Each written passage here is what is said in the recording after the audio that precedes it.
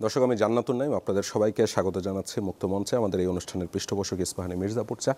এবং আজকে সমসাময়িক বাংলাদেশ নিয়ে কথা বলতে আমাদের সাথে স্টুডিওতে রয়েছেন সুপ্রিম কোর্টের সিনিয়র আইনজীবী শিশির মুনির। জনাব শিশির মুনির, আপনাকে স্বাগত এবং অসংখ্য ধন্যবাদ যে আপনার এত ব্যস্ততম সময় আমাদেরকে সময় দিচ্ছেন। কেমন আছেন আপনি? আপনাকেও ধন্যবাদ। ভালো আছি, সময়ের তুলনায় ভালো আছি। আচ্ছা, আপনি তো একসময় ইসলামী ছাত্র শিবিরের সেক্রেটারি জেনারেল ছিলেন। তো বাংলাদেশের জামাতে ইসলামীর সাথে আপনার এখন কাগজে কলমে সংশ্লিষ্টতা আছে নাকি? এবং আমি একটি তালিকা দেখলাম সুনামগঞ্জ 2-এ, সেখানে আপনার নাম দেখা যাচ্ছে, সেটি কি সত্য কিনা? হ্যাঁ, সত্য। আচ্ছা, কাগজে কলমে সংশ্লিষ্টতা আছে, বাস্তবেও আছে, ইফেক্টিভলি আছে, জি, এবং থাকাটাই স্বাভাবিক। বুঝেছি। আইন পেশায় আছে, আইন উইংয়ে আছে, জামাত ইসলামীর কেসগুলো করার ক্ষেত্রে আছে। এর বাইরেও ব্যক্তিগত, পারিবারিক এবং একই সাথে রাজনৈতিক সংশ্লিষ্টতাও আছে। বুঝেছি। তার ফর্মাল মানে ইনফর্মাল আছে। জামাতে ইসলামীর হয়ে আপনি সুনামগঞ্জ 2 থেকে নির্বাচন করতে যাচ্ছেন সামনের ইলেকশনে ইনশাল্লাহ? এখনো পর্যন্ত জামাত ইসলামীর নমিনেশন কোথাও ফাইনাল হয়নি। আচ্ছা। যে লিস্ট ডিক্লেয়ার করা হয়েছে এটা প্রিলিমিনারি। বুঝেছি। যদি প্রিলিমিনারি লিস্ট শেষ পর্যন্ত ফাইনাল হয় তা হতে পারে। আমি খেয়াল করলাম যে লন্ডনে যখন তারেক রহমানের সাথে প্রফেসর ইউনূসের বৈঠকটি চলছিল, কাকতালীয়ভাবে আপনিও তখন লন্ডনে ছিলেন। তো তারেক রহমানের সাথে আপনারও কি কোনো বৈঠক হয়েছে নাকি, বা কথাবার্তা হয়েছে নাকি ফর্মালি? এটা কাকতালীয়, আসলে কাকতালীয়, এরকম কিছু না। আমরাও গিয়েছি, সুপ্রিম কোর্ট বন্ধ হয়েছে, ভ্যাকেশন হয়েছে। আমার আগে থেকেই যাওয়ার কথা ছিল, এবং সেটা আগে থেকেই আমার এলাকার মানুষ যারা আছেন, দিরাই এবং সাল্লা, সুনামগঞ্জ, বৃহত্তর সিলেট, ম্যাক্সিমাম লোকেই বিদেশি হন, প্রবাসী হন, লন্ডনেই তাদের বসবাস বেশি। আমাদের অঞ্চলে যারা গুরুত্বপূর্ণ ভূমিকা পালন করেন তাদের বড় একটা অংশ লন্ডনে থাকে। সেজন্যই মূলত আমি আগে থেকেই কোর্ট কাছারি বন্ধ হবে সেই জন্যই গিয়েছিলাম। And happen to be other সার্কামস্টেন্সে মিলে গেছে, এর বাইরে আর কিছু নেই। আমি বলে রাখা ভালো যে বাংলাদেশে জামায়াত ইসলামীর রাজনৈতিক কর্মকাণ্ড বা তাদের পলিটিক্যাল ফিলসফি এটি বুঝবার জন্য এই প্রথম আমি কারোর সাথে আসলে কথা বলছি যিনি তার সাথে সংশ্লিষ্ট রয়েছেন। এই জন্য আবার আপনাকে ধন্যবাদ। এবং সেই সাথে আমার অজ্ঞতাও ক্ষমা করবেন এই জন্য যে আমার কাছে তাদের ফান্ডামেন্টাল প্রিন্সিপালটা বুঝতে একটু সমস্যা হচ্ছে। কী কারণে সেটাও একটু পরিষ্কার করি। 1941 সালে যেই দলটি জন্ম হলো মওদুদী সাহেবের হাত ধরে, এবং পরবর্তীতে জামাত ইসলামী পাকিস্তান হয়ে জামাত ইসলামী বাংলাদেশ হলো, এবং যেই দলটি 1971 সালে বাংলাদেশ নামক রাষ্ট্রটিই চায়নি, অখণ্ড পাকিস্তান চেয়েছিল, সেই দল এখন বাংলাদেশের মাটিতে রাজনীতি করছে। এখন আমি ওই ফান্ডামেন্টালটাই বুঝতে চাচ্ছিলাম, যদি অখণ্ড পাকিস্তানের দাবিটি সঠিক হয়ে থাকে তাহলে তো বাংলাদেশের মাটিতে আপনাদের রাজনীতি করবার কথা না, বা সেটি ভুল হয়ে যায়। আর যদি বাংলাদেশের মাটিতে রাজনীতিটি সঠিক হয়ে থাকে তাহলে অখণ্ড পাকিস্তানের দাবিটি ভুল হয়ে যায়। দুটিতে একসাথে সঠিক হতে পারে না। কোনটি তাহলে ভুল আর কোনটি সঠিক? দেখুন, ইতিহাসের বিচারে ভুল কিংবা শুদ্ধ জি হানা উত্তর দেওয়া হয় না। অবশ্যই আমি যদি হানা যে সময়ে আমি বা আপনি এখন বসে আছি, এখন যেটাকে ভুল কিংবা শুদ্ধ হিসেবে আমি আপনি আখ্যায়িত করি, ইফ দ্য কনটেক্সট চেঞ্জড, সেই শুদ্ধ ভুল হয়ে যায়, সে ভুল শুদ্ধ হয়ে যায়। It depends on the contextual interpretation. দেখুন, আপনি আজকে 5ই আগস্টকে কী করে দেখছি অভ্যুত্থান হিসেবে, ছাত্র জনতার অভ্যুত্থান হিসেবে। আপনার কি মনে হয় না যে এখানেও গণেশ পাল্টানোর সুযোগ আছে? এই ইস্যুটাকেও সন্ত্রাসী কর্মকাণ্ড হিসেবে বিবেচনা করার সুযোগ হতে পারে ইতিহাসের দৃষ্টিকোণ থেকে, হতে পারে। ইট ডিপেন্ডস, মেবি সেঞ্চুরি হতে পারে, 2 সেঞ্চুরি পরে হতে পারে, শতাব্দী পরে আসতে পারে এই প্রশ্ন উঠতে পারে।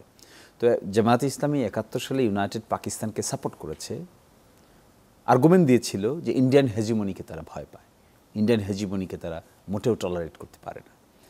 দেখুন, 5ই আগস্টের এই প্রেক্ষাপটে এসে আমরা কি ইন্ডিয়ান হেজিমনি দেখতে পাইনি?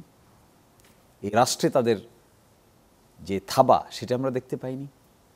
হ্যাঁ, সেটা তখন হয়তো দেখা যায়নি, তখন হয়তো এভাবে কনটেক্সচুয়ালি বিচার হয়নি, কিন্তু এখন এসে দিল্লি না ঢাকা স্লোগান উঠেছে ঢাকা বিশ্ববিদ্যালয়ে, ছাত্ররা দিচ্ছে, ওপেনলি দিচ্ছে।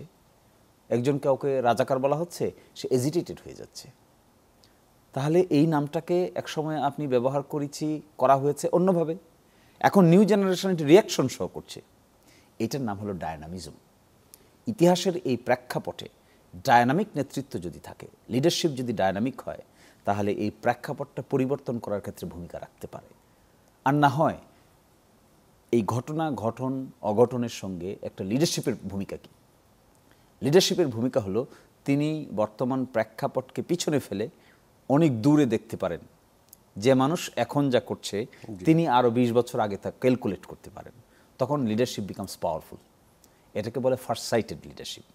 ফলে এই যে একটা প্রেক্ষাপটকে আমরা বলছি যে তাহলে এটা হলে মনে হয় এটা করতে পারবে না, এটা যেহেতু সাপোর্ট করেছে এখন মনে হয় এটা হবে না। জেনারেশন চেঞ্জ হয়ে গেছে, more than half century past হয়ে গেছে। আমাকে আপনি প্রশ্ন করলে কি ফায়দা হবে? What would be the ultimate benefit? শুধুমাত্র তর্কের খাতিরে তর্ক করা ছাড়া, শুধুমাত্র কিছু ক্যারিকেচার বিল্ড আপ করা ছাড়া এই প্রশ্ন আমার সঙ্গে কীভাবে রেলেভেন্ট? এই প্রশ্ন রেলেভেন্ট যদি বলেন আমার পূর্বপুরুষ, যদি রেলেভেন্ট বলেন তারও পূর্বপুরুষ। আর এখন কেন এই প্রশ্নটা রেলেভেন্ট করতে হচ্ছে অনলি আলোচনার জন্য? এখন তো হওয়া উচিত ছিল who can run this nation effectively, innovatively, with proper vision. That should be the point of discussion. এটা যখন করতে না পেরে কম্পিটিশনে, দেখেন আমি খুব অবাক হই, লিডারশিপ যখন কম্পিটিশনে আসে তখন একটা কম্পিটিটিভ জায়গায় যখন হয় তখন আপনি এক্সেলেন্স বুঝতে পারেন, who is excellent than others, compare contrast করা যায়। কিন্তু লিডারশিপের অ্যাটিটিউড যদি এটা না হয়ে এটা হয় যে উনি খুব ভালো করে কোর্টে কথা বলছেন কিংবা রাজনীতিতে ডিল করছেন, এইভাবে তো আর তাকে ডিল করা যাচ্ছে না। সুতরাং look back to his past, if not his past look back to his father's past, if not father's past look back to his father's past. এগুলো হতে পারে, কিন্তু এগুলো কত কৌশল, এগুলো রাষ্ট্রকে কিছু দিবে না, রাষ্ট্রকে আপনি অ্যাডভান্স করতে পারবেন না এইভাবে। হ্যাঁ, মানে ইতিহাস জানতে চাও কূটকৌশল না, ইতিহাস জানতে চাওয়া কৌশল না। ইতিহাসের ব্যাপারগুলো নিয়ে আপনি যদি ভবিষ্যৎটাকে ব্লক করে দিতে চান, এটা কৌশল। হ্যাঁ, আপনি জানবেন কেন ইতিহাস যদি পরিষ্কার না হয় ভবিষ্যতের পথে আগাবো কিভাবে আমরা? Of course that is what is the relevant question. ইতিহাস যদি পরিষ্কার না হয় ভবিষ্যতের, আপনি ইতিহাস থেকে কী নেবেন? শিক্ষা নেবেন, সেই জন্য জানবেন। কোরআন শরীফে আপনি দেখবেন এ টু জামাত ৭১-এর ইতিহাস থেকে কি শিক্ষা নিয়েছে? এ টু জেড পর্যন্ত, জামাত, আমি তার আনসার দিচ্ছি, এ টু জেড পর্যন্ত আপনি কোরআন শরীফ পড়লে দেখতে পাবেন মুসা আলাইহিস সালামের কথা বলা আছে, ঈসা আলাইহিস সালামের কাহিনী বর্ণনা করা আছে, লূত আলাইহিস সালামের কাহিনীর কথা বলা আছে। এগুলো কবে ঘটেছে? প্রাগ ঐতিহাসিক কালে ঘটেছে, ৬,০০০ বছর আগে ঘটেছে। আর সেই বর্ণনা দিচ্ছেন আল্লাহ তাআলা এসে ১৪০০ বছর আগে। কেন? To know the facts. এখন knowing the facts will give me a lesson. What is the lesson? not to do the same mistake again, to know the past so that similar wrong does not repeat again and again. এই জন্য জানতে হবে। কিন্তু এর অর্থ এটা নয় যে এটা জেনে আমি স্টপ হয়ে যাব, এটা জেনে আমি আটকিয়ে যাব। আগে যে প্রশ্ন করেছেন যে জামাতের ব্যাপারে কি প্রশ্ন একটা করেছেন যে তাহলে ৭১ থেকে জামাতের শিক্ষা কি? শিক্ষা হলো ৭১ was the symbol of oppression. জামাত শিখেছে that no oppression will give you an opportunity. You must deal with democratic politics. জামাত ৭১-এর আগে কি করেছে? আপনি দেখবেন ৭০-এর নির্বাচনে যখন শেখ মুজিবুর রহমানের নেতৃত্বে আওয়ামী লীগ বিজয়ী হয়, Jamaat was one of the political party যে নাকি স্টেটমেন্ট ইস্যু করেছিল যে মেজরিটি লিডারের কাছে ক্ষমতা হস্তান্তর করা হোক। আপনি ঘেটে দেখেন ৭০ সালের মার্চ, এপ্রিল, মে, জুন এর ইলেকশন পত্রপত্রিকাগুলি ঘেটে দেখবেন, তখন ছিল ইত্তেফাক, আচ্ছা, তখন ছিল দৈনিক সংগ্রাম, বড় করে 8 কলামে হেডলাইন আছে, মেজরিটি পার্টির কাছে ক্ষমতা হস্তান্তর করার আহ্বান জানিয়েছেন জামাতের নেতা। হ্যাঁ, এর আগে পিডিএফ দেখেন, ডাক দেখেন, combined Democratic party, Jamaat Islami, Awami League সকলে বিষয়ে একসাথে মিটিং করে আলোচনা। শিশির মুনির, আবার আমার অজ্ঞতা ক্ষমা করবেন, মানে আপনি খুব তুখোড় আইনজীবী আমি বুঝতে পেরেছি। আমি আবার একটু পরিষ্কারভাবে জানতে চাই, ৭১-এর অবস্থান কি জামাতের ভুল ছিল? দেখুন, গতকালকে জামাতের আমির সাহেবের একটা স্টেটমেন্ট দেখবেন আপনি, একটা টক শোতে বলতে গিয়ে তিনি বলেছেন তার আগে জামাতের 2টা মামলা নিষ্পত্তি হওয়ার পর। আচ্ছা, তাহলে ওই টকশোর ওনার বক্তব্যটা আমি কোট আনকোট করেই বলি। তিনি বলেছেন যে শুধু ৭১ নয়, ১৯৪৭ সাল থেকে শুরু করে আজ পর্যন্ত আমাদের দ্বারা যত মানুষ কষ্ট পেয়েছেন, কেউ যদি, এখানে তিনি যদি শব্দটা ব্যবহার করেছেন, করে বলেছেন যে ক্ষতিগ্রস্ত হয়ে থাকেন, সেই সকল মানুষের কাছে, মানুষগুলোর, তাদের সকলের কাছে আমি বিনা শর্তে ক্ষমা চাচ্ছি। কোনো কি সন্দেহ আছে যে 1971 সালে জামাতের দ্বারা বাংলাদেশ ক্ষতিগ্রস্ত হয়েছে, এই দেশের মানুষ ক্ষতিগ্রস্ত হয়েছে, নিরস্ত্র বাঙালিরা ক্ষতিগ্রস্ত হয়েছে? এই যদি দিয়ে কিন্তু তা মিন করে না। এই যদি দিয়ে মিন করে কেউ ওই জন্য আমি জিজ্ঞাসা করলাম। এই যদি এই 71 সালে ক্ষতিগ্রস্ত হয়েছে, many parties were involved, external countries were also involved. তাহলে ক্ষতিগ্রস্ত সবাই তো আর একই ব্যক্তি দ্বারা হয়নি, এক এক জায়গায় এক এক রকমভাবে হয়েছে। এখন তিনি তো আর সকলের দায়িত্ব নিয়ে কথা বলবেন না। তিনি কথা বলেছেন কেউ যদি বলতে তার পার্টির লোকের মাধ্যমে কেউ যদি ক্ষতিগ্রস্ত হয়ে থাকে, দ্যাট ইজ হি সেইং। কোথায় কে হয়েছে তা তো তার নলেজে নাই, থাকার তো কথা না, এখন কি করে থাকবে? এবং আমি তো মনে করি he is a very brave person, যে নাকি এরকম সহজ সরলভাবে এত সুন্দর কঠিন কথা বলতে পেরেছে। He should be স্যালুটেড। এবং আমাদের দেশের ন্যাশনাল লোকদের উচিত, ইন্টেলেকচুয়াল পিপলদের উচিত যে জামাতের আমির should be respected for his statement. এবং এই কথা বলা যে এত কঠিন কথা এত সহজ করে বলা যায়, বাট হি সেড ইট। দেখেন আমরা কত কৃপণ, এই জন্য ক্রেডিটও দিতে রাজি না, দিতে চাই না। আপনি যখন ভালো কাজকে ইন্সপায়ার করবেন না, তো কে ভালো কাজ করতে যাবে? কেন করতে যাবে?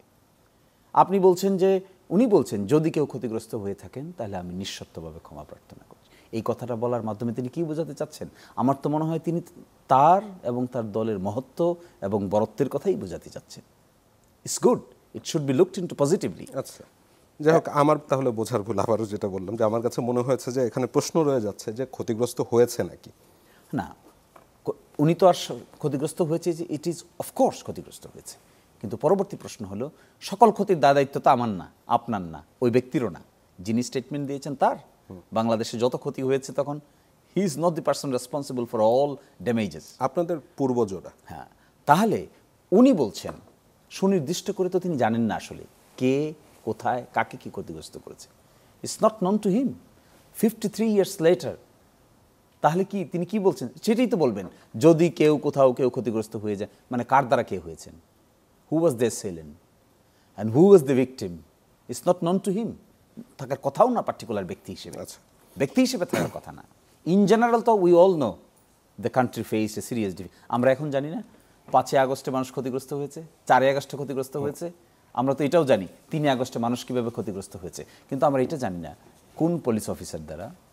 আমরা এটাও জানি না এখন স্পষ্ট করে, যেগুলো কেস আকারে আসছে সেখানে আমরা দেখতে পাচ্ছি। স্পষ্ট করে আমরা বলতে পারি না, ভিডিও টিডিও এগুলো যদি না থাকে, সাক্ষ্য প্রমাণ বলতে পারি না কার দ্বারা কার ক্ষতিগ্রস্ত হয়েছে। সেই জন্য সেই ক্ষতিগ্রস্তের জায়গাটা কিন্তু যদি করেই বলতে হবে, আর না হলে তো ইন জেনারেল কাকে বলবে। ওকে, আমি আপনাদের ওয়েবসাইট দেখছিলাম এবং জানিয়ে রাখা ভালো যে অন্যান্য রাজনৈতিক দলের আমার ওয়েবসাইট দেখা হয়, আপনাদের ওয়েবসাইটটা খুব গুছানো, সুন্দর। এবং সেখানে যে তথ্যকোষটি রয়েছে তার একটি জায়গাতে আছে কথিত যুদ্ধাপরাধ। তো সেখানে আপনারা কিছু ডকুমেন্টেশন করেছেন। কথিত যুদ্ধাপরাধ কেন বলছেন? মানে যুদ্ধাপরাধ কি হয়নি, নাকি সেই যুদ্ধাপরাধ জামাত করেনি? দেখুন, এই কথিত বলার যে এটা একটা লিগ্যাল ল্যাঙ্গুয়েজ। আচ্ছা, এটাকে ইংরেজিতে বলে অ্যালেজড ক্রাইম। মানে you are raising an allegation against me, that allegation in Bangla is কথিত by you, and it has to be proved. যে এলিগেশনটা সাক্ষ্য প্রমাণের পরে প্রমাণিত হয়। এই কথিত যুদ্ধাপরাধ এজ এগেইনস্ট জামাত ইসলামের কথাই মিন করা হচ্ছে। বাংলাদেশে ওয়ার ক্রাইম হয়নি 1971, ক্রাইম এগেনস্ট হিউম্যানিটি হয়নি, এই কথা তো জামাত ইসলামী বলছে না, বলবেও না কোনোদিন, বলা উচিত নয়। কিন্তু what they are claiming regarding them যে কোয়েশ্চেন তোলা হচ্ছে, দিস ইজ ইমপ্র্যাকটিক্যাল। কারণ আপনি এটা এখন 54 বছর পরে এই বায়বীয় কথা বলছেন, এই কথা তো 1973-তে বলা হয়েছে, এই কথা তো 1974-এ বলা হয়েছে। তাহলে লুক ইনটু দেখেন 1974-এ যে ট্রাইব্যুনাল হয়েছিল সারা বাংলাদেশে, 18টা বৃহত্তর ডিস্ট্রিক্টে ট্রাইব্যুনাল হয়েছিল, collaborators tribunal under the collaborator ordinance. তো কোলাবোরেটর অর্ডিন্যান্সের under the chief prosecutor was my learned senior mister Khandaker Mahbub Hossain. He was the chief prosecutor, youngest chief prosecutor. আপনি একটা লোক খুঁজে পাবেন আজকে যাদেরকে আপনি যুদ্ধাপরাধের অভিযোগ দিচ্ছেন 1974-এ এনি ট্রাইব্যুনালে তাদের কাউকে ধরে কারো বিরুদ্ধে মামলা দায়ের করা হয়েছে? নো, এটা আমার জানা নেই। No, fact is we challenged it before the supreme court. Find a single person যাকে নাকি 74-এ যে ট্রাইব্যুনাল গঠিত হয়েছিল 18টা বৃহত্তর জেলায়, সেই ট্রাইব্যুনালে প্রায় লক্ষাধিক মানুষকে আসামি করা হয়েছিল। তার মধ্যে একজনও তো জামাত নেতৃবৃন্দ যাদেরকে ফাঁসি দেওয়া হয়েছে, নো ওয়ান ইভেন গোলাম আজমও ছিলেন না। হি ওয়াজ ইন ডিফারেন্ট ক্যাটাগরি, কারণ তিনি তো তখন একজন পলিটিক্যাল পার্টির বড় নেতা ছিলেন। কিন্তু তারপরে যাদেরকে বলা হচ্ছে এরা তো সব ছাত্র ছিল।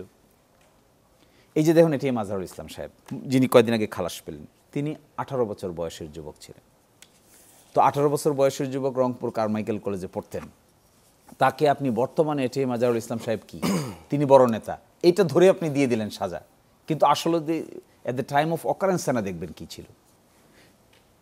5 আগস্টে মিলিটারি অফিসার বলি, পুলিশ অফিসার বলি, আর পলিটিক্যাল নেতৃত্ব বলি, কে কী করেছে এটা আপনি দেখবেন। কিন্তু আজ থেকে 20 বছর পরে যদি বিচার করেন, তাহলে সেই 5 আগস্টের একজন ছেলে তো বড় হয়ে যাবে, সে তো মধ্যবয়সী হয়ে যাবে, সে তো বার্ধক্যে ভুগবে।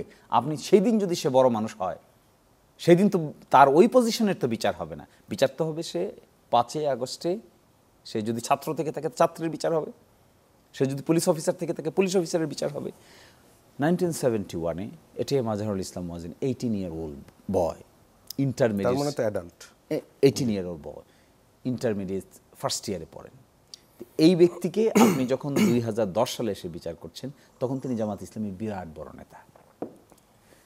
এটা ভুলে যাওয়া হচ্ছে যে তিনি তখন বোধহয় ছাত্র সংঘে ছিলেন, ইসলামী ছাত্র সংঘে।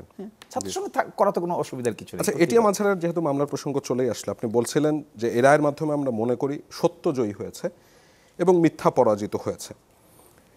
মানে সত্যটা আসলে কি বা মিথ্যাটাই বা কি, এটাই বুঝতে চাচ্ছিলাম। যে আদালতে কি সত্যটা কি এটাই, যে আদালতে এত বছর পরে তথ্য উপাত্ত বিবেচনা করে সাক্ষী সবুত হাজির করে সন্দেহাতীতভাবে প্রমাণ করা যায়নি, নাকি সত্যটা এটাই যে তিনি আসলে যুদ্ধাপরাধী ছিলেন না, এবং সেক্ষেত্রে মিথ্যা হয়ে যায় যে পাকিস্তানের যত ফ্যাক্টস অ্যান্ড ডকুমেন্টস আছে সেখানে তিনি যে বাংলাদেশের বিরুদ্ধে অবস্থান নিয়েছিলেন সেটি মিথ্যা, তার বিরুদ্ধে রংপুরে অত্যাচার, নির্যাতন এবং সাধারণ মানুষকে যে খুনের অভিযোগগুলো ছিল সেগুলো মিথ্যা, এবং সেখানে তিনি আলবদর বাহিনীর নাকি শাখারও কমান্ডার ছিলেন, আমি জানি না, আপনি বলতে পারবেন ভালো, সেটিও মিথ্যা।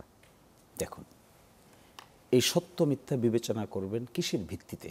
একটা ইয়ার্ডস্টিক লাগবে, জিজ্ঞাসা করছি যে হ্যাঁ, এই ইয়ার্ডস্টিকটা আমি বলছি আপনাকে। ইয়ার্ডস্টিক হলো এই ব্যক্তির বিরুদ্ধে 4টা অভিযোগ আনা হয়েছিল। এই 4টা অভিযোগ ঠিক না বেঠিক, এখানে সত্য মিথ্যার মানদণ্ড, এর বাইরে কিছু দেখার স্কোপ নাই কোর্টের সামনে। রাষ্ট্রপক্ষ, প্রসিকিউশন পক্ষ 4টা স্পেসিফিক এলিগেশন এনেছিল তার বিরুদ্ধে। Question is, end of the ডেতে এই 4টা স্পেসিফিক এলিগেশন প্রুভড হলো কি হলো না, তখনই আপনি বলবেন সত্য, তখনই আপনি বলবেন মিথ্যা। তো এই 4টার মধ্যে কি অভিযোগ? 4টার মধ্যে অভিযোগ হলো ঝাড়োয়ার বিল নামে এক জায়গায় 1200 লোককে হত্যা করা হয়েছে, পাকিস্তানি মিলিটারি। বুঝেছি, অভিযোগগুলো দুর্বল ছিল মনে হয়। এসেছেন তারা রেল গুমটি, 6 নম্বর রেল গুমটি নামে একটা রেল স্টেশনে নেমেছেন, এক লোক 6.5 কিলোমিটার থেকে এটা দেখেছেন, এবং 6.5 কিলোমিটার থেকে সাক্ষী এসে বলছেন যে 6.5 কিলোমিটার দূর থেকে তিনি খুব সঠিকভাবে আইডেন্টিফাই করতে পেরেছেন যে এটিএম আজহারুল ইসলাম ওয়াজ দেয়ার অ্যামংস্ট আদার মিলিটারি পিপল। কোর্টে হাসাহাসি হয়েছে এগুলো।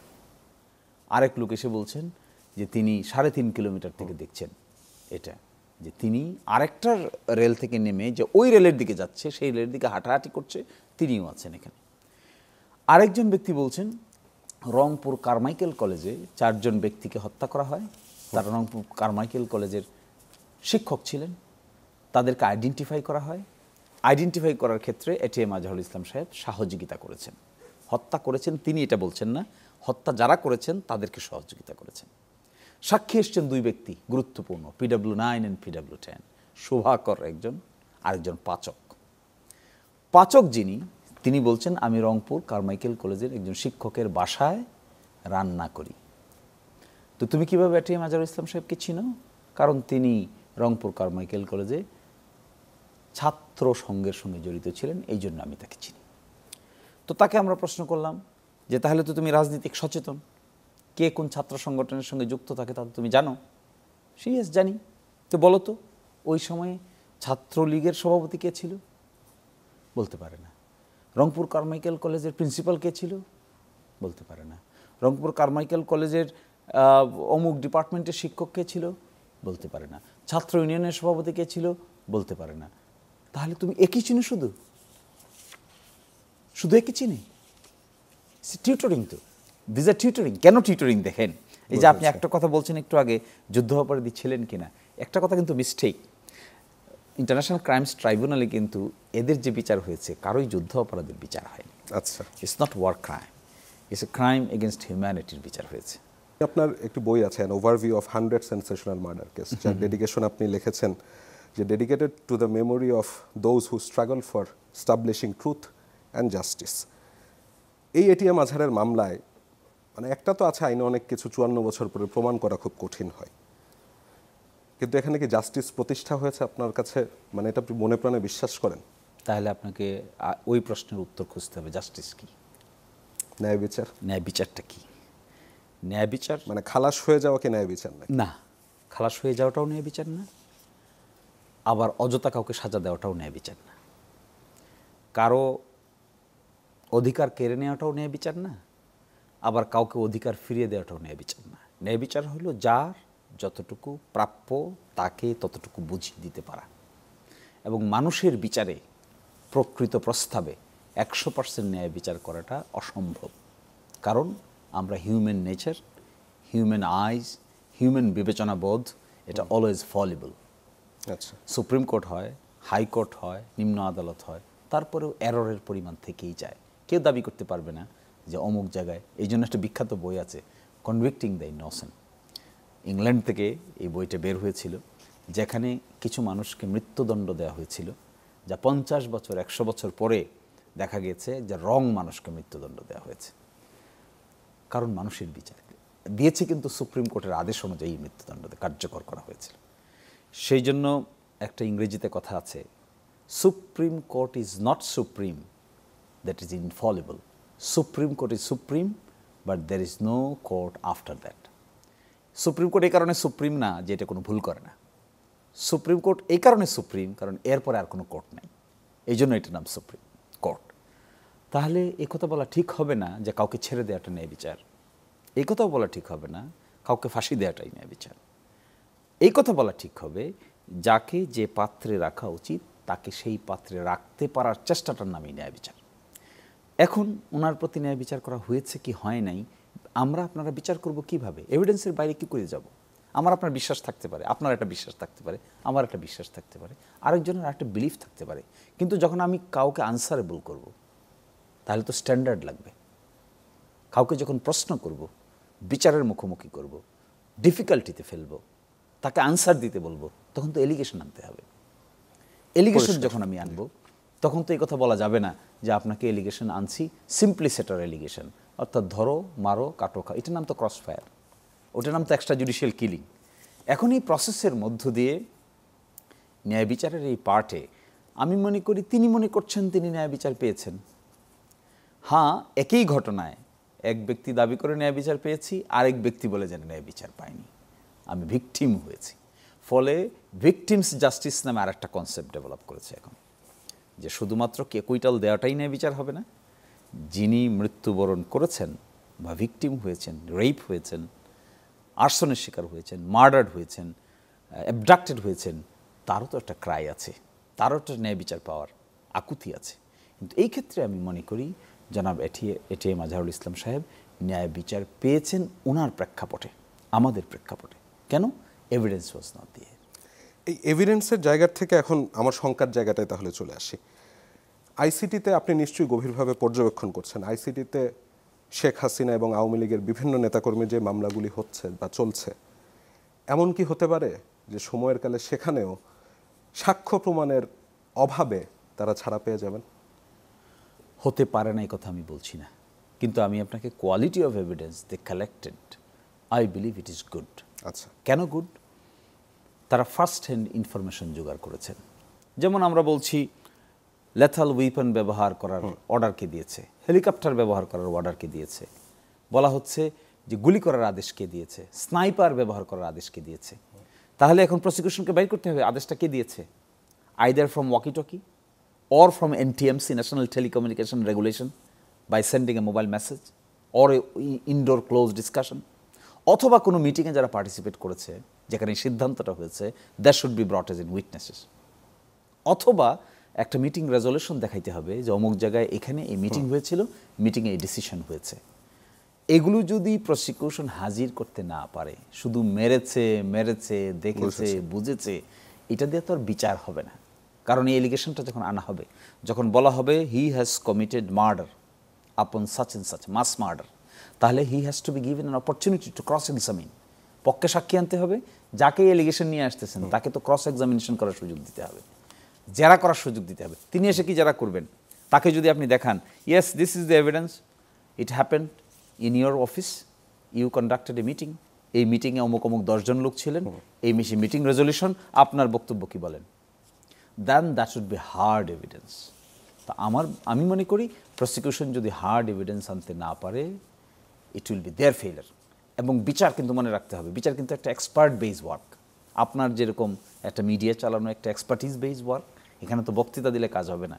One must know technical know how. Technical know how কেউ যদি না জানে, অনলি বিকজ সে তার চেহারা সুন্দর, এই কথা বলে তো আর মিডিয়া চালাতে পারবে না।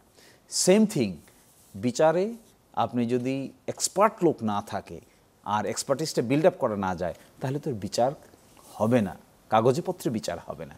তাহলে তো আল্লাহর উপর ছেড়ে দিতে হবে। আর সেই ক্ষেত্রে আল্লাহ আপনারও আছে, আল্লাহ আমারও আছে, আসামিরও আল্লাহ আছে, প্রসিকিউশনেরও আল্লাহ আছে। এই কথা বলার কোনো কায়দা নেই। হার্ড এভিডেন্স আনতেই হবে, না আনাটা ইনএবিলিটি, অসামর্থ্যতা। আমি শেষ আরেকটি মানে হিস্ট্রির প্রশ্ন করে তারপর আমি বর্তমানে চলে আসব। আপনি যখন সেক্রেটারি জেনারেল ছিলেন, তাকে 2009 সালের দিকে, শিবিরের বিরুদ্ধে একটা বড় অভিযোগ আছে যে শিবির রক কাটে, এবং 1988 সাল থেকে আমি দেখছিলাম দীর্ঘ ইতিহাস। তা আমি ভেবেছিলাম যে 5 আগস্টের পরে হয়তো তার পরিবর্তন হবে, কিন্তু এই বছরের শুরুতে ফেব্রুয়ারিতেও একটি ঘটনার নিশ্চয়ই আপনি জানেন যে ঘটেছে, বা মানে রক কাটার চেষ্টা করা হয়েছে এমন অভিযোগ হয়েছে। অনেকে সেটা নিয়ে হাস্যরসও করছে যে শিবির করলে তো রক কেটেই ফেলতো, চেষ্টা হতো না। থামানো যায়নি কেন? দেখুন, when you want to kill a dog, give him a bad name and then kill him. দেখেন, এমন এমন ঘটনা আমি নিজে উইটনেস করেছি, যেখানে পত্রিকায় লিখে একেবারে 6 লাভ করা হয়েছে, এন্ড অফ দ্য ডেতে সব লোক কোর্ট খালাস দিয়েছে। ওটা আর কেউ লেখে না। রাজশাহী বিশ্ববিদ্যালয়ে, জানি না আপনার ফারুক হত্যা মামলার কথা মনে আছে কিনা, চিটাগাংয়ের 8 মার্ডারের কথা মনে আছে কিনা, যেগুলোতে শিবিরকে অত্যন্ত কঠিনভাবে মুখোমুখি করা হয়েছে প্রপাগান্ডার ভিত্তিতে। শেষ পর্যন্ত 2010 সালে ফারুক হত্যাকাণ্ড, 10 সালে ফারুক হত্যাকাণ্ড, এবং আগের আওয়ামী লীগ সরকারের আমলে 8 মার্ডার। আপনি খুঁজে দেখেন এভিডেন্স, কোর্ট কাছারির রায় দেখেন খুঁজে, এভরিওয়ান ইজ অ্যাকুইটেড। কেউই কিন্তু শেষ পর্যন্ত দোষী সাব্যস্ত হয়নি, শিবিরের ছেলেরা কেউ দোষী সাব্যস্ত হয়নি। এখন আমি একটা জিনিস দেখেছি, এটা এই বছরের যে ঘটনাটি, এই চেকিংটা এইভাবে দেখা উচিত না যে একটা লোক এটা কাজটা করেছে, শিবির দেখেই মনে হয় কাজ করেছে, এরকম না। আপনি এই রক কাটার কথা শিবিরের বাইরেও আর বহু লোকের বিরুদ্ধে আসতেছে না। দেখেন, আপনি 6 মাসের আমি এক ডাটা দেখেছি, হিউম্যান রাইটস রক কাটার ডাটা, হ্যাঁ ডাটা দেখেছি, যেখানে এরকম অল্টারকেশন হয়েছে। এরকমও হয়েছে সেম পার্টির এক গ্রুপ আরেক গ্রুপের পা কেটেছে, হাত কেটেছে। আপনি দেখেন, এগুলো আমি বলতে চাই না, এগুলো this not my job to backbite others, কিন্তু আমি বলছি এই জিনিসটা এখানে পার্টিকুলারলি আরোপ করে আপনি ব্যাড নেম দিতে হবে কেন? আচ্ছা, তাইলে আমি একটু পরিষ্কার হওয়ার জন্য জিজ্ঞাসা করি, মানে শিবির কি তাহলে রক কাটতো কি কাটতো না এই প্রশ্ন থেকে যাচ্ছে, নাকি শিবিরও রক কাটে অন্যরাও কাটে, ওই জন্য সমানভাবে সবাই কাটছে? There are several moods of offenses in Bangladesh. আপনি ইউনিভার্সিটির ক্যাম্পাসগুলোর কথা মনে করেন, এই আমলের কথা বলছি না, আপনি মনে করেন এরশাদ আমলের কথা। জি, সকল পাবলিক বিশ্ববিদ্যালয় ওয়াজ এ পয়েন্ট অফ ভায়োলেন্স। এমনও তো আমরা দেখেছি, পত্রপত্রিকার রিপোর্ট পড়েছি, যে বিশ্ববিদ্যালয়ের হলগুলো দখল করার জন্য গ্রুপে গ্রুপে বিভক্ত হয়ে কে কোন দিকে অ্যাটাক করে কোন হল দখল করবে, that was a culture, student অর্গানাইজেশনের কালচার ছিল এটা। এবং সেই কয়েকটা বিখ্যাত নামও আছে, আমি নামগুলো উচ্চারণ করতে চাই না, কারণ কোনো ব্যক্তির বিরুদ্ধে আমার কোনো অভিযোগ নাই। ঢাকা বিশ্ববিদ্যালয়ের হলগুলোকে দখল করার জন্য that was a fight in broad daylight. আমরা দেখেছি বিশ্ববিদ্যালয়ে আগের সময় যখন পড়েছি, 98 থেকে 2001 সাল পর্যন্ত গেস্ট রুম, গণরুমগুলো দখল করার জন্য এক ধরনের প্রতিযোগিতায় লিপ্ত হতো। ছাত্রদের মধ্যে campus violence was not unknown, এই সত্যি অস্বীকার করলে তো হবে না। এবং সেখানে শিবির লোকেরা করেছে খালি, শিবির তার নিজেকে রক্ষা করতে গিয়েও তো তাকে সেলফ ডিফেন্স দিতে হবে, অন্যরা করে নাই। গিয়ে দেখেন তো দেখি বিগত এই 50 বছরে ইন্টারনাল ক্ল্যাশের কারণে কোন ছাত্র সংগঠনের কতগুলো ছাত্র মারা গেছে, আর শিবিরের ইন্টারনাল ক্ল্যাশের কারণে কয়জন মারা গেছে, শিবিরের সঙ্গে অন্যের কারণে কয়জন মারা গেছে, আর শিবিরকে অন্যরা কতজন মেরেছে। এই স্ট্যাটিস্টিক্স যদি নেন তাহলে দেখবেন campus violence in Bangladesh is not unknown. এখন আমরা গেল 17 বছরে যা হয়েছে এটা অস্বীকার করবার কোনো উপায় নেই। তারও আগে যান, 17 বছরের আগে যান। আচ্ছা। ধরেন আমরা 17 বছর কোনো কারণে সফটলি দেখলাম, 17 বছরের আগে যদি যাই আমরা 1998 সাল থেকে 1996 সাল থেকে 2001 সাল ধরেন, তারও আগে 1991 সাল থেকে 96 সাল পর্যন্ত ধরেন, বিএনপি ওয়াজ ইন পাওয়ার। এবার দেখেন কতগুলো ক্যাম্পাসে কতজন ছাত্র নিহত হয়েছে এবং কার দ্বারা কারা নিহত হয়েছে। এই স্ট্যাটিস্টিক্যালি যখন সেখানে ছাত্র দলের বিরুদ্ধে যেমন অভিযোগ আছে শিবিরের বিরুদ্ধে না, আমি সেটাই বলছি। এই স্ট্যাটিস্টিক্সে যদি আপনি একটা গ্রাফে সাজান, গ্রাফে সাজিয়ে একটা ট্রেন্ড বের করেন যে উইচ ট্রেন্ড, আপনাদের তো মনে হয় এটা একটা তথ্যপত্র নিয়ে গ্রাফ করে ফেলা উচিত, যেহেতু এত অভিযোগ হচ্ছে আপনাদের এটা একটা নিয়ে এসে দেখবেন এই রক কাটার অভিযোগ টোটাল গ্রাফের তুলনায় 99 ভাগের 1 ভাগও না, তখন ইট উইল বি ক্লিয়ার। আপনি দেখেন, আমি অনেক রিসার্চ করেছি এই লাইনে, ক্রাইম কিভাবে অ্যানালাইসিস করতে হয়, হাউ টু অ্যানালাইসিস ক্রাইম। আপনি চোখের সামনে হাঁটতেছেন, বোমা নিয়ে হাঁটতেছেন, এক লোক আরেক লোকের পকেট থেকে একটা মানি ব্যাগ টেনে নিয়ে গেছে, আপনার চোখে পড়ে গেছে, এটা আপনি রিপোর্ট করলেন, একটা ক্রাইম। আরেকজন দেখলো এক মহিলার কানের দোল চেড়ে নিয়ে চলে যাচ্ছে বাস থেকে, আরেকজনের চোখে আরেকটা ক্রাইম। এটা দিয়ে আপনি কি মিন করবেন? ক্রাইম জোন কি করে ঠিক করবেন, কোনটা মোর ক্রাইম জোন, কোনটা কম ক্রাইম জোন? আপনাকে স্ট্যাটিস্টিক্যাল ডাটা নিয়ে অ্যানালাইসিস করে সাজাতে হবে যে এই এলাকায় এই ধরনের ক্রাইম এইভাবে সংগঠিত হয়, এটার জন্য প্রিভেন্টিভ মেজার এটা। এইটাকে যদি একটা টেবিলে রাখা হয় তখনই বুঝতে পারবেন ঊর্ধ্বগতি অধোগতি, কে কত রেসপন্সিবল। এখানে এসে একটা সিঙ্গেল ইনসিডেন্ট নিয়ে কেউ যদি শিবিরকে ব্লেম করে as a whole, it will not be justice. Fine, আমরা একটু বর্তমান রাজনীতিতে চলে আসি। আপনাদের জামাতের আমির তিনি প্রায় ক্ষমার কথা বলেন এবং আপনারাও সাধারণ ক্ষমা পেয়ে রাজনীতিটা শুরু করতে পেরেছিলেন। আওয়ামী লীগকে কি কখনো ক্ষমা করে দেবেন কিনা, বা আওয়ামী লীগের বর্তমান রাজনৈতিক প্রেক্ষাপটকে আপনি কিভাবে বিবেচনা করেন? এটা প্রশ্নটা উল্টা হওয়া উচিত। আচ্ছা, উল্টা হওয়া উচিত, ওদেরকে জিজ্ঞাসা করা উচিত যে ওনারা ক্ষমা চাইবে কিনা। যাবে তো নাম বোঝাই যাচ্ছে মনে হয়, ক্ষমা চাইবে কিনা বা তারা এটাকে অফেন্স মনে করে কিনা। What did they do they think যে দিস ইজ, যদি ধরেন তর্কের খাতিরে ধরে নিলাম যে চাইলো, আপনার কি করবেন কিনা? দেখুন আমাদের দেশে হিউম্যান সাইকোলজিতে জি, কাউকে যদি আপনি হাতে ধরে বলেন যে ভাই মাফ করে দিবেন, আমি কিন্তু ভুল করে ফেলেছি, আমাদের দেশের মানুষের হিউম্যান সাইকোলজি হলো এটাকে সফটলি দেখে, এটা হিউম্যান সাইকোলজি। আপনি গ্রামের ক্ষেত্রেও কি সফটলি দেখেছেন? আপনি গ্রামেগঞ্জে গিয়ে দেখবেন না, দেখেন সফটলি দেখবেন কি দেখবেন না এটা নির্ভর করবে how you developed, how you are culturised. একটা ঘটনাকে সফটলি হার্ডলি বিভিন্নভাবে দেখার স্কোপ আছে।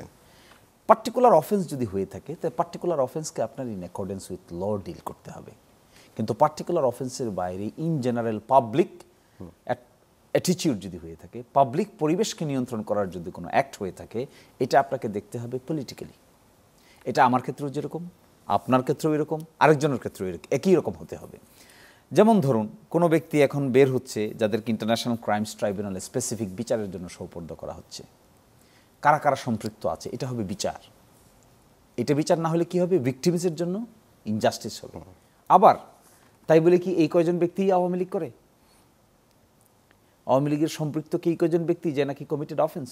এরকম এক্সেপশনও তো খুঁজে পাবেন যারা আওয়ামী ফিলসফিতে বিশ্বাস করেছে, তারা পার্টিসিপেট করেছে এই মুভমেন্টে। You will find some people as well. Conversely অন্যদিকেও পাবেন। তাহলে এখানে তো একটা এক্সেপশনাল রুট আছে, আমি সেটা বলছি। এই জন্য বিচারটা কখনো জেনারেল হয় না, কোনো ঘটনাকে জেনারেলাইজ করতে হয় না, কোনো ঘটনাকে পার্টিকুলারলি ব্র্যাকেটেড করতে হয় না। এই কথা বলতে হয় না যে অমুক পার্টি এটা, এই কথা বলতে হয় না যে অমুক লোক সারা জীবনে এটা। কেন, মানুষ ভালো খারাপ হয় না? অবশ্যই হয়। ফলে আমি এখানে একটা স্কোপ এভাবে দেখি, yes they have committed crime, no doubt, so for crime they must be tried, যেখানে পিপল মারা গেছে, কারণ ভিকটিমস জাস্টিস এনশিওর করার ব্যাপার আছে। আপনি যখন একটা জিনিসকে হিল করবেন, সংশোধন করবেন, হিল করতে চাইবেন, ক্ষতকে আপনি আস্তে আস্তে হিল করবেন, তখন আপনাকে কয়েকটা অ্যাপ্রোচ নিতে হবে। একটা হতে হবে ভিকটিমসরা যেন জাস্টিস পায়, এটাও দেখতে হবে। নিরপরাধ লোক যেন অযথা হয়রানির শিকার না হয়, এটাও দেখতে হবে। তবেই সোসাইটি হিল হবে। সোসাইটিকে আপনি একটা দণ্ড দিয়ে মাপে শেষ করতে পারবেন না, কারণ society itself is a diversified attitude.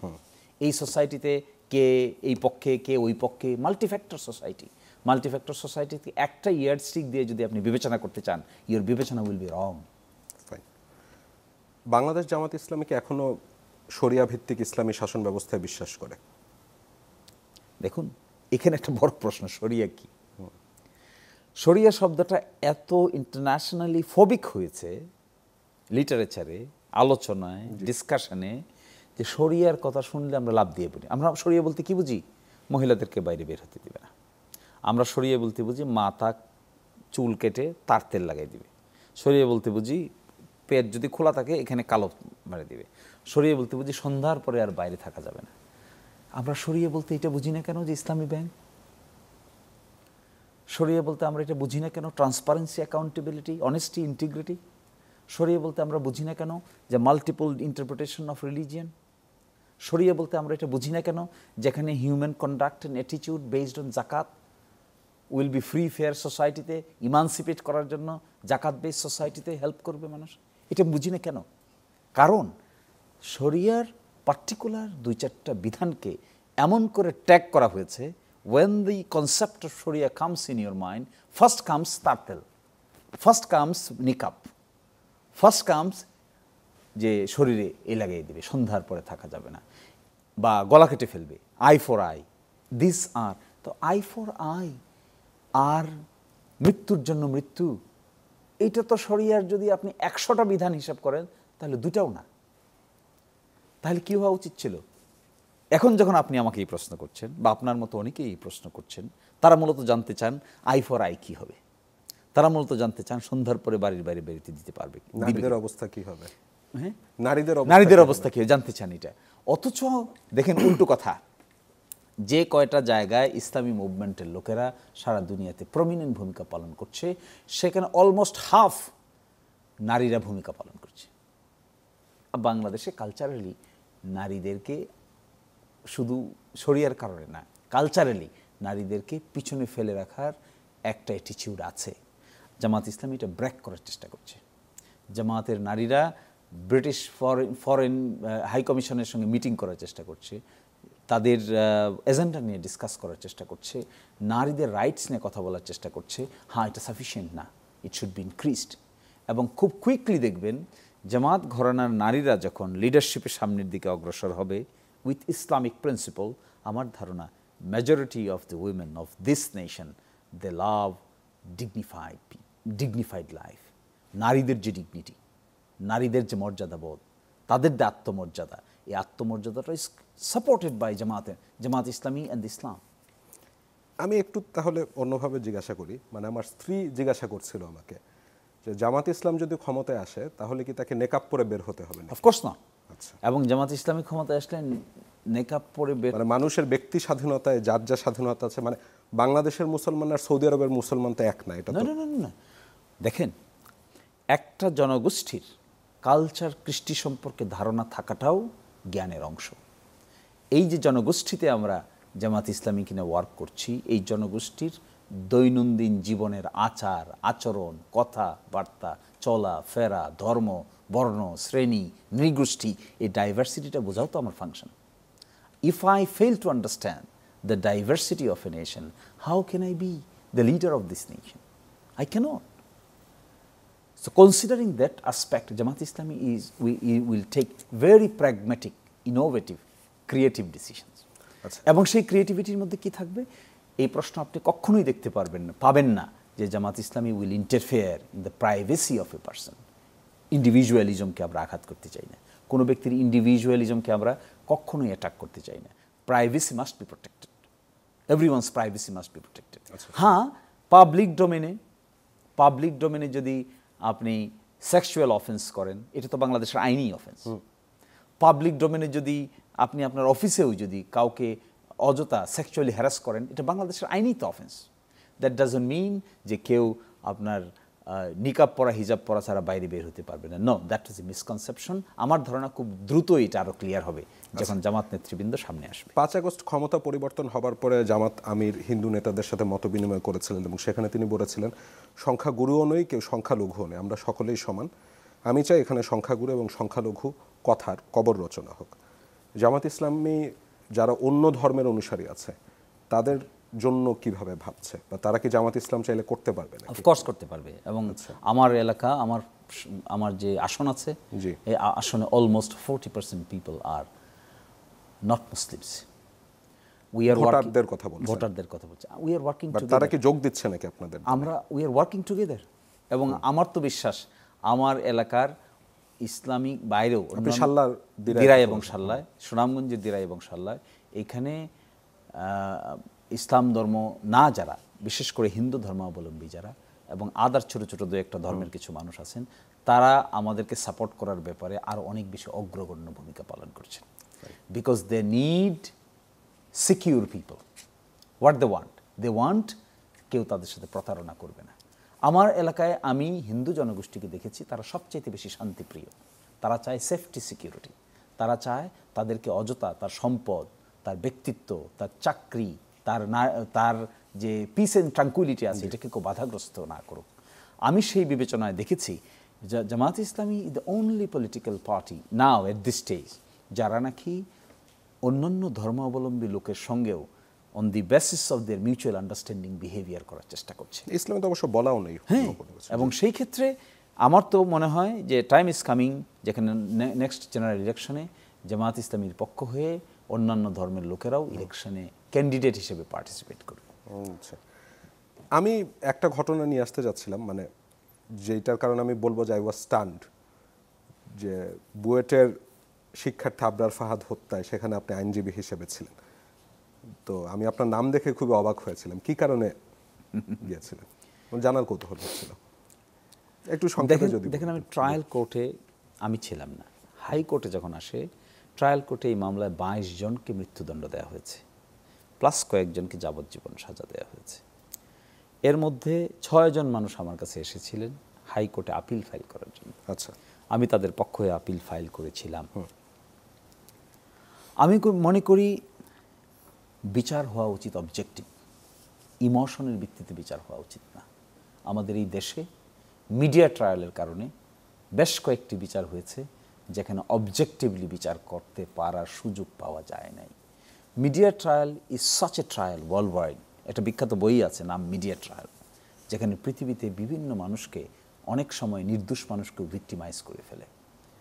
সেখানে সংশ্লিষ্ট বিচারিক সিস্টেমে এভিডেন্স যাচাই বাছাই করার চাইতেও মানুষ কি মনে করে ইট বিকামস ইম্পর্টেন্ট। বিচারের মূল কথা কি? কোরআন শরীফ আয়াত আছে, কুন কাওয়ামিনা বিল কিসত ইয়াকুম গানিয়ুন ফাকিরুন।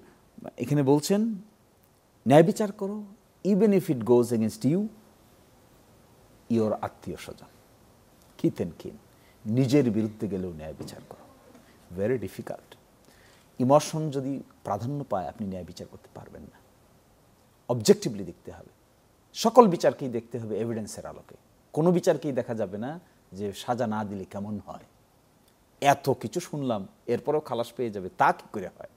এই যে একটা অ্যাটিটিউড, এটা রং অ্যাটিটিউড। এটা ইমোশনালি রাইট, ইমোশনালি রাইট। আবেগ থাকতে পারে, কিন্তু বিচার যখন কারো পার্টিকুলার ব্যক্তিকে আপনি রেসপন্সিবিলিটি দিবেন, ক্রাইম ফাইন্ড করবেন, তাকে মৃত্যুদণ্ডের সাজা দিবেন, you must be certain whom you are awarding death sentence. যদি তা না করা যায় তাহলে on the basis of the আবেগ এবং ইমোশন মৃত্যুদণ্ড তো কাউকে দেওয়া ঠিক হবে না ভাই। ফলে আমার বিবেচনায় এই বিচার, আবরার হত্যার বিচার, একই সাথে নুসরাত হত্যার বিচার, একই সাথে ইকরাম হত্যার বিচার, এই মামলাগুলোতেই দেখবেন 20 জন 22 জন, এবং আরেকটা আছে আমিন বাজারে 6 জনকে মারার বিচার, এগুলোতে দেখবেন 15 জন 18 জন 22 জন করে মৃত্যুদণ্ড দিয়েছে। এভিডেন্স খুঁজবেন, নির্মোহভাবে দেখবেন, oh it's nothing but a point of frustration, no such evidence. তারপরেও এটা বলা ঠিক একটু বোঝার জন্য জানতে চাচ্ছিলাম, আপনি তো একজন মানুষ হিসেবে আপনার একটা জাজমেন্ট আছে। আপনি যখন সে আসামির হয়ে দাঁড়াচ্ছেন, কখনো কি আপনি মানে যদি আপনি টের পান যে সে আসলে অপরাধী, আপনি কি তখন দাঁড়াবেন তার হয়ে? ইয়েস, দেখেন, তাহলে you must understand the function of a lawyer, what a lawyer does. Lawyer follows the law and the evidences. এর বাইরে তার তৃতীয় চক্ষু এখানে কাজ করলেই সেই ইমোশনাল হয়ে যাবে, হার্ড। দেখেন আইনের বিধান কি, আপনি আপনার ওয়াইফ সারাদিন মারামারি করেন, ডোমেস্টিক ভায়োলেন্স হয়, সারাদিন কাজ করে বাসায় গেলেন, গিয়ে দেখলেন ওয়াইফ কম্প্রোমাইজ অবস্থায় আরেকজনের সঙ্গে শুয়ে আছে। আপনি উত্তেজিত হয়ে গেলেন, একটা রিভলভার ছিল সেটা নিলেন, গুলি করলেন, দুজনকে মেরে ফেললেন। Now you are a murder. This murder and the murder, যা আপনি প্ল্যান করলেন, পরিকল্পনা করলেন, একজনকে ধরে নিয়ে গেলেন, এক জায়গায় বন্দি করে রাখলেন, 6 মাস এখানে বন্দি অবস্থা থেকে লোকটা শুকিয়ে শুকিয়ে মারা গেল। Are the same? No. No, same. Not same. Law is not saying this is same. Lawyer knows the law. Which incident has to be handled how? So what is my function? My function, আপনার যে কেসের কথা আমি বললাম, এখানে গিয়ে বলবো that was a provocation, sudden provocation. I love my wife. I went there. I found her such and such compromised. I become agitated. I should fire. Therefore, আপনার সাজা কি হবে? মৃত্যুদণ্ড হবে না, সর্বোচ্চ 10 বছর হতে পারে। আর ওই যে ডিপলি ধরে নিয়ে 6 মাস বন্দি করে দেখে সিসিটিভি ক্যামেরায় দেখছেন শুকিয়ে শুকিয়ে শুকিয়ে শুকিয়ে মারছে, ওখানকার আর্গুমেন্ট করতে হবে যে দ্যাট উইল বি, সাজা will be the death sentence. এই degree of punishment, quantum of punishment, quality of evidences, playing with the one page with the other, facts and circumstances, this is the purpose and the function of an efficient lawyer. একদম শেষে চলে আসছিলাম, শেষ একটা ব্যাপার জানতে চাচ্ছিলাম। মানে জুলাইয়ের অভ্যুত্থানের পরে মানুষের চিন্তা চেতনার জগতে একটা বিশাল পরিবর্তন এসেছে। তো সেই চিন্তা চেতনার জগতের পরিবর্তন থেকেই মানুষ সংস্কার চেয়েছে। আপনার কাছে কি মনে হয় যে সংস্কারের প্রশ্নে বিএনপি একটা বড় বাধা হয়ে দাঁড়াচ্ছে? বাধা হয়ে দাঁড়াচ্ছে এটা আমার কাছে মনে হয় না, কিন্তু বৃহত্তর পার্টনার হিসেবে কিছু ইগো ওয়ার্ক করছে, এটা আমার কাছে মনে হয়। ইগো করাটা স্বাভাবিক, আপনি আমি তার জায়গায় থাকলেও হয়তো ইগো ওয়ার্ক করতো। গ্রামে দেখবেন যিনি মরল থাকেন, মাতব্বর থাকেন, বিয়ে দিবেন আপনার মেয়ে, যখন মেয়েকে দেখার জন্য মানুষ আসবে তাকে যদি দাওয়াত না করেন তাহলে সে একটু মনক্ষুণ্ণ হয়। এর অর্থ এটা না যে সে বিয়েটা ভেঙে যাক, এটা চায়, সে চায় গ্রামের বাইরে থেকে লোক আসছে কন্যা দেখার জন্য, তাকেও যেন সেখানে শরিক করা হয়, এবং এতে সে এক ধরনের পিস, কারণ সে মরল, কারণ সে মাতব্বর, আপনিও নানান কারণে তার কাছে বিভিন্ন জিনিসের জন্য যেতে হয়। ফলে বিএনপির অ্যাটিটিউডটা এরকম হয়েছে, তারা মনে করে যেহেতু রাষ্ট্র কাঠামোতে বড় ধরনের পরিবর্তন আসছে, আমরা দেশ চালিয়েছি বিভিন্ন সময়ে, one of the biggest political party, বলা হয়ে থাকে লার্জেস্ট পলিটিক্যাল পার্টি, সো তার কনসার্ন ছাড়া, তাকে কনসাল্ট করা ছাড়া, তার কনসেন্ট ছাড়া একটি করলে তার মধ্যে একটু আঘাত লাগাটা আমি অস্বাভাবিক মনে করি না। আমি মনে করি এটি ইগোতে, এবং জামাত ইসলামও সেটা স্বাভাবিক হিসাবেই দেখছে। হ্যাঁ, আমার জামাত ইসলামী এই যে লাগাটা, আমি মনে করি এই লাগাটাকে অস্বাভাবিক মনে করি না, কিন্তু আবার তারা কম্প্রোমাইজও করছে, তারা এই কথাও এখন কিছু কিছু জায়গায় পরিবর্তন আনছে। এই পরিবর্তন আনার ক্ষেত্রে ছোট ছোট যারা ফ্যাক্টর সকলেই কাজ করছে। সেকেন্ড, যেমন আপনারা অনেকেই মনে করে জামাত ইসলামী যে সেকেন্ড কম্পিটিটিভ, অনেকেই মনে করে, এই কথা মনে করে, পাবলিক পারসেপশনটা এরকম। তাহলে জামাতকে জিজ্ঞাসা না করে জামাত ইসলামী মাঝখানে একটা প্রতিক্রিয়া দেখাইছে, দেখবেন জামাত একদিন বৈঠক বয়কট করেছে। কেন লন্ডনের বৈঠকের কারণে এই বয়কটটা বয়কট করেছে কেন? জামাতের ইগোতে লেগেছে তো এটা। জামাত মনে করেছে এটা গ্রামাটিক্যালি রাইট না, যেখানে একটা বড় ধরনের কম্প্রোমাইজের আলাপ আলোচনা হচ্ছে, একটা ইলেকশন ডিক্লেয়ার হয়েছে, সেখানে অল অন এ সাডেন একটা পলিটিক্যাল পার্টির সঙ্গে কথা বলে এটাকে চেঞ্জ করাটা ইজ নট রাইট। এখন এই যে নট রাইট, এই কথাটা জামাত ইসলামী বললে যত গুরুত্ব পায়, আরও তো 50টা পলিটিক্যাল পার্টি আছে, ওই একজনে বললে এত গুরুত্ব পায় না কেন? ওই এগেইন মোরালানা সিস্টেম। ফলে এখানে আমি মনে করি বিএনপিতে ইগো হোক, জামাত ইসলামীতে ইগো হোক, জামাত ইসলামী কিন্তু রিফর্ম প্রপোজালে অনেক কিছুর সঙ্গে শুরুতে দ্বিমত পোষণ করেছিল, কিন্তু continuous discussion, I had the opportunity to participate in the meeting with the consensus, সবাই মনে হচ্ছে এখন একটু নরম হয়ে কনসেনসাস কমিশন। এই যে একটা আলাপ আলোচনার পরিবেশটা এখন এমন হয়েছে, আমি তো দেখলাম এভরিবডি বিকামস ফ্লেক্সিবল। এই ফ্লেক্সিবিলিটিটা কার কৃতিত্বের কারণে হচ্ছে, এই প্রশ্নে না ঢুকলেও কালচার তৈরি হয়েছে। ইভেন সামনাসামনি বসে আমি দেখলাম তো ওই দিন আই ওয়াজ সারপ্রাইজ যে এই দেশে এটা হবে। সামনাসামনি বসে ছোট পলিটিক্যাল পার্টির নেতারাও বড় পলিটিক্যাল পার্টির নেতাদেরকে খুঁচিয়ে প্রশ্ন করছেন এবং বড় পলিটিক্যাল পার্টির নেতারা তার হাম্বলি উত্তর দিচ্ছেন। That is what is required in democracy. জনাব শিশির মনির, আপনার সাথে আরও কিছুক্ষণ আলোচনা করতে পারলে ভালো লাগতো, তবে আজকে এখানেই শেষ করতে যাচ্ছিলাম। আপনাকে অসংখ্য ধন্যবাদ আমাদেরকে এতক্ষণ সময়। অনেক ধন্যবাদ আপনাকে। দর্শক, এরই সাথে শেষ করছি আজকের মুক্তমঞ্চ অনুষ্ঠানটি। যারা এতক্ষণ আমাদের সাথে সময় নিয়েছেন, আমাদের সাথে ছিলেন, তাদের সবাইকে অসংখ্য ধন্যবাদ। শুভরাত্রি।